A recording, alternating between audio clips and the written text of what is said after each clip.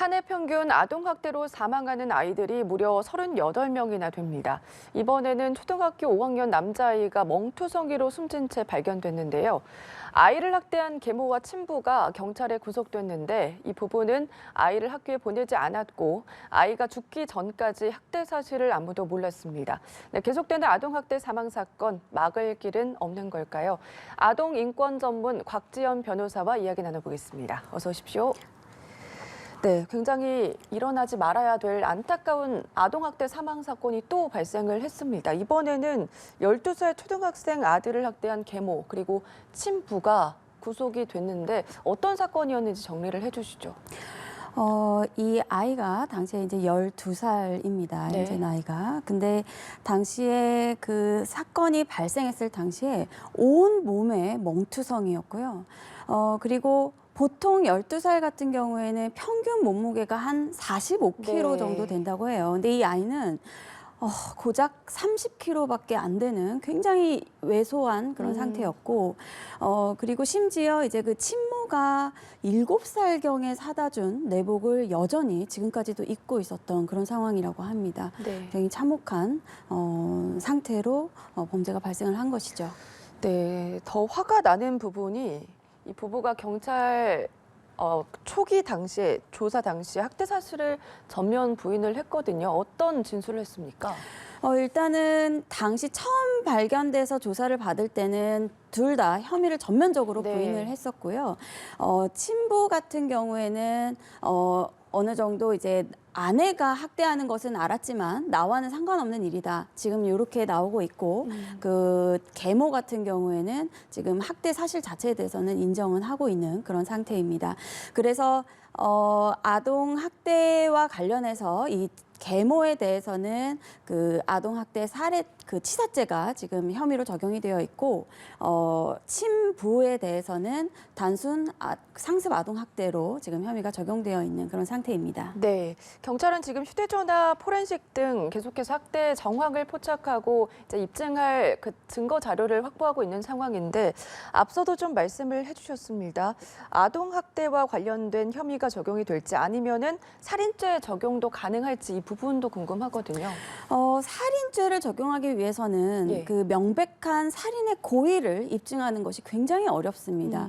그래서 지금 현재 혐의로 인정이 된 것은 단순 아동학대와 아동학대 치사, 그러니까 과실치사로 지금 현재 혐의를 두고 중점적으로 수사를 하고 있지만 어느 때라도 계속 수사를 진행해 가다 보면 살인의 고의라는 것은 그 확정적 고의, 네. 그러니까 내가 이 아이를 반드시 계획하에 죽이겠다라는 확정적 고의가 아니더라도 미필적 고의, 그러니까 이 아이가 나의 행동으로 인해서 이 폭행으로 인해서 죽을 수도 있겠다, 아니면 죽어도 어쩔 수가 없다, 이런 용인하는 의사가 있었다면 네. 미필적 고의도 충분히 인정이 될 수가 있기 때문에 살인죄 적용도 가능하지 않을까 예상됩니다. 네, 가능하다고 말씀을 좀 해주셨는데 그렇다면 아동학대 치사 혐의 그리고 아동 살해죄 형량이 다르지 않습니까? 어떻게 다릅니까? 네, 일반 살인죄는 5년 이상의 징역 또는 무기징역입니다. 여기에 아동학대 치사죄가 동일하게 무기징역 또는 5년 이상의 징역형을 규정을 하고 있습니다. 그런데 이 정인이 사건 굉장히 네. 유명한데요. 그 사건 또한 굉장히 안타까운 사건인데 이 정인이 사건을 계기로 많은 법령의 개선이 이루어져 왔는데 네. 이 정의 사건을 계기로 아동학대 살해죄라는 죄명이 하나 신설이 됐습니다. 이 아동학대 살해죄는 5년 이상이 아니라 7년 이상의 징역형이고요. 네. 그리고 사형까지도 가능한 부분이 있습니다. 그런데 문제는 아동학대 살해죄를 적용하기 위해서는 네. 아동학대를 이전에 범한 전력이 있는 자가 다시 한번 살해를 했을 때 그때 인정이 되는 것이 아동학대 살해죄이기 때문에 이번 같은 경우에는 아동학대 치사죄 내지는 네. 그냥 일반 형법에서 규정하고 있는 살인죄가 적용이 되지 않을까 싶습니다. 네, 살인죄 가능성이 있다 이렇게 말씀을 좀 해주셨는데 고의성이 인정이 돼야지 이제 살인죄가 적용이 될 수 있는 거잖아요. 근데 아동학대 같은 경우에는 흉기나 이런 것을 발견하기가 어렵기 때문에 이런 거를 입증하기가 굉장히 어렵다고 들었었거든요. 이 사건도 그렇고요. 네. 대부분의 아동학대는 거의 90% 이상이 가정 내에서 일어나고 네. 있고요. 그렇기 때문에 가정 내에 이렇게 학대가 많이 자행되고 있는 곳에서 CCTV나 이런 것들의 장치를 마련하고 있기는 굉장히 어려운 상황이거든요. 그렇기 때문에 객관적인 물증, 그러니까 CCTV라든지 네. 목격자라든지 이런 부분들의 입증이 뒷받침되기가 굉장히 어렵기 때문에 살인죄 적용이 쉽지가 않습니다. 알겠습니다. 또 걱정이 되는 부분이 이 부부에게 2명의 아이가 더 있다는 점이거든요. 이 아이들은 지금 어떻게 되는 겁니까? 지금 계모와 친부 모두 구속영장이 발부돼서 이제 구속된 상태이기 때문에 네. 이 아이들은 이제 임시보호시설로 지금 연계가 돼서 분리 조치가 이루어져 있는 상태고요. 그런데 지금 이 사건에서도 이 사망한 아이만 그 계모에게 존댓말을 쓰고 이런 어떤 차별 대우도 굉장히 많이 받은 것으로 확인이 되고 있습니다. 네, 이 사건을 보면서 안타까운 아이들의 죽음이 왜 계속 일어나는지 이런 거에 대해서 미리 예방할 수가 없었는지 그런 지적은 계속 나오는 상황이거든요. 사망한 어린이가 교육당국의 집중관리 대상이었습니다. 이게 어떨 때 집중관리 대상이 되는지도 궁금하고요. 그 대상이었는데도 불구하고 왜 이런 살인이 났는지도 궁금하거든요. 네. 집중관리 대상은 보통 소재가 불명한다든지 연락이 안 된다든지 이럴 때 이제 집중관리 대상이 되는 것인데 이 아이 같은 경우에는 학교에 나오지 않았어요. 학교에 나오지 않으면서 장기 미결석이 이루어졌는데 그 이유가 학대 부모가 우리는 필리핀 유학을 준비하고 있기 때문에 홈스쿨링을 하겠다 이렇게 얘기를 했고 네. 학교에서 이제 부모 말만 믿고 그 사망 아동과 뭐 전화 통화 정도만 하는 것으로 관리가 굉장히 미흡했던 것으로 확인이 됩니다. 원칙적으로 교육당국에서 집중관리 대상의 경우에는 적어도 월 1회 이상 실질적인 그 소재나 안전 확인을 해야 하는 것이고요, 법령상. 네. 그리고 어떤 안전상의 어떤 의심이 될 경우에는 반드시 신고를 하고 경찰 수사도 의뢰까지 했어야 되는 부분이거든요. 이 부분이 조금 아쉬운 측면이 좀 있습니다. 네, 전문가들은 이제 신고에만 기대하기는 어렵고 아동 학대를 이제 막기 위해서 찾아가는 그런 지원이 제도적으로 필요하다 이런 얘기도 나오고 있거든요. 변호사님 어떻게 생각하세요? 반드시 필요한 부분입니다. 아동 학대의 90%가 부모에 의해서 자행된다는 점에 비추어 볼 때 네. 오로지 부모 말만 믿고 부모가 우리 아이를 이런 식으로 교육해 나갈 것이기 때문에 뭐 학교를 보내지 않겠다라고 했을 때 그렇구나 이러고 여기서 끝나는 것이 아니라 네. 반드시 가정 방문이라든지 아이를 별도로 그 부모와 분리해서 별도로 뭐 진술을 확인한다든지 상담을 이어나간다든지 이런 적극적인 국가적인 그 개입이 반드시 필요하다고 보입니다.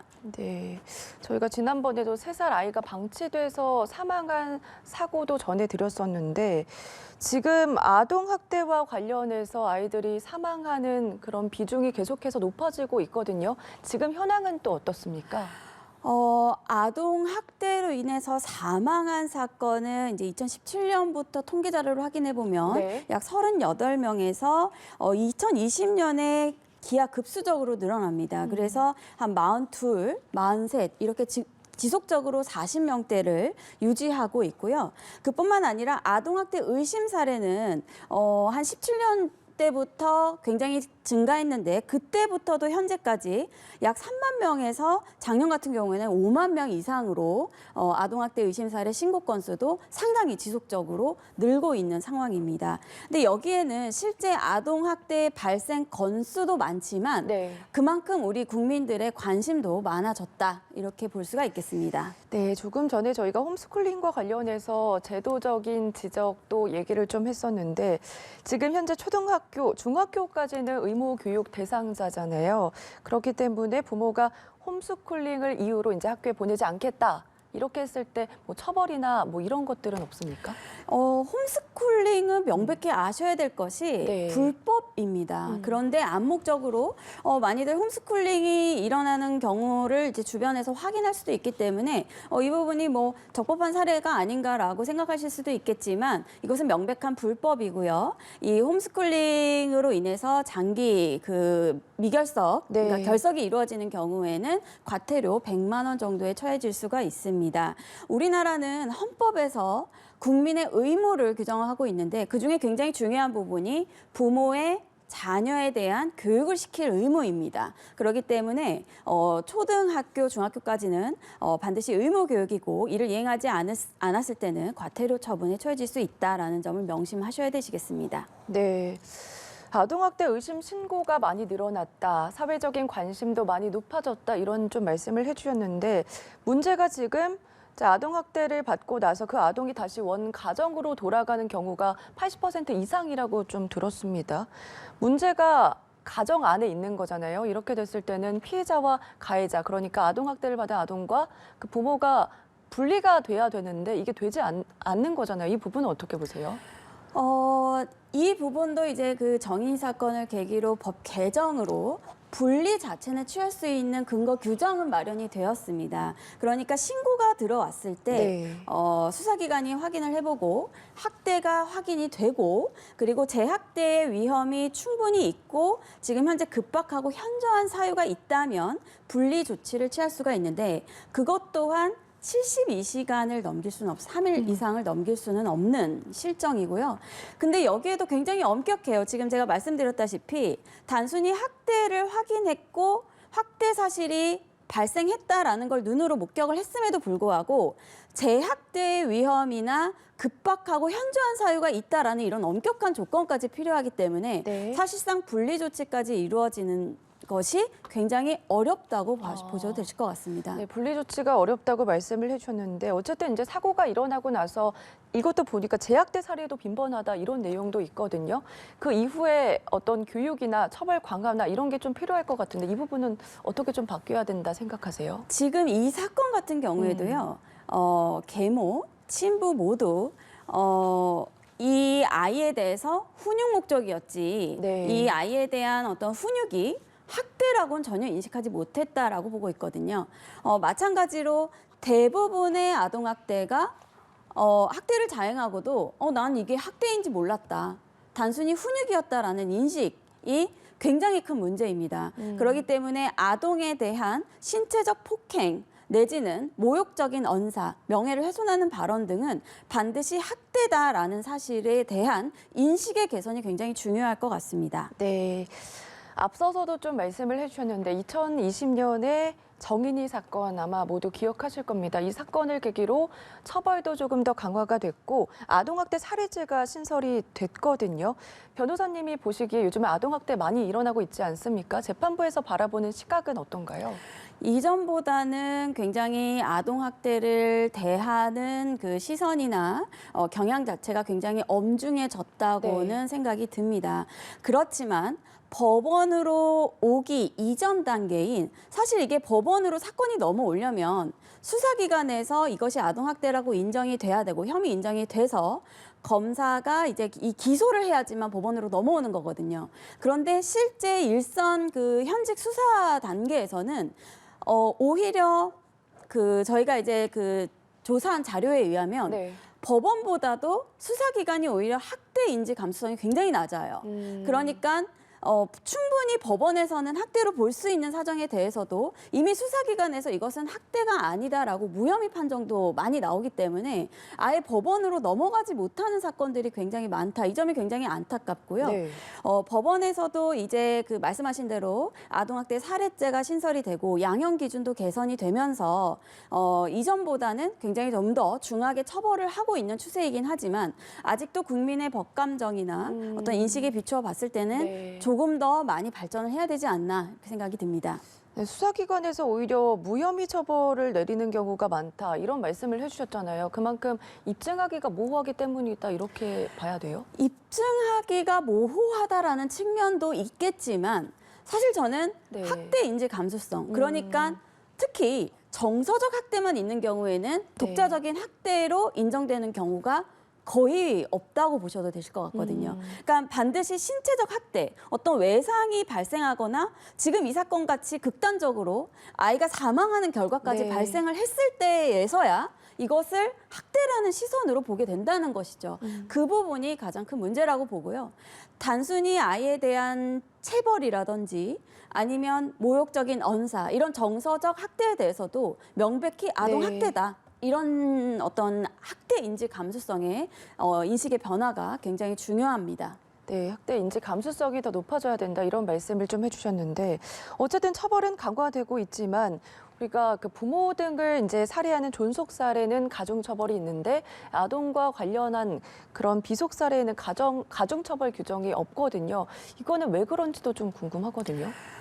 이 부분은 굉장히 그 형법이 이제 처음에 신설되고 할 당시에 네. 굉장히 가부장적인 사회 분위기 때문에 어떤 윤리적 인식이 어떤 직계 존속에 대한 말 그대로 한자 자체도요. 네. 직계 존속은 존엄할 존자를 쓰는 거고 직계 비속은 낮을 비를 씁니다. 그렇기 때문에 그 한자에서도 유래되는 것처럼 존속에 대해서만 어떤 그 공경의 의식을 담고 있었던 것인데 사실상 이제 사회가 굉장히 많이 개선이 되고 사회적 약자에 대한 배려 또 관심 이런 부분들이 중요해지면서 이 아이는요 오로지 보호만 받아야 되는 피보호자예요. 이 아이는 독자적으로 생존해 나가는 것이 불가능한 존재입니다. 네. 그렇기 때문에 직계 존속과 마찬가지로 오히려 직계 비속에 대해서도 더 가중된 처벌이 필요하다고 보여지고요. 지금 현재 아이러니하게도 이 아이에 대해서는 영아유기죄, 네. 영아살해죄에 대해서는 굉장히 형량이 가벼워요. 오히려 일반 유기죄는 3년 이하인데 영아유기죄는 2년 이하의 형이 처해지고요. 또 살인죄 같은 경우에도 일반 살인죄는 5년 이상인데 네. 그 영아살해죄 같은 경우는 5년 이하입니다. 그런 거에 비춰 보더라도 비속 살해죄를 신설을 해서 일반 살해죄보다 오히려 더 강화된 형벌을 규정하는 것이 타당하지 않나 생각됩니다. 알겠습니다. 오늘 말씀 여기까지 들어보겠습니다. 지금까지 아동인권 전문 곽지연 변호사와 관련해서 짚어봤습니다. 고맙습니다.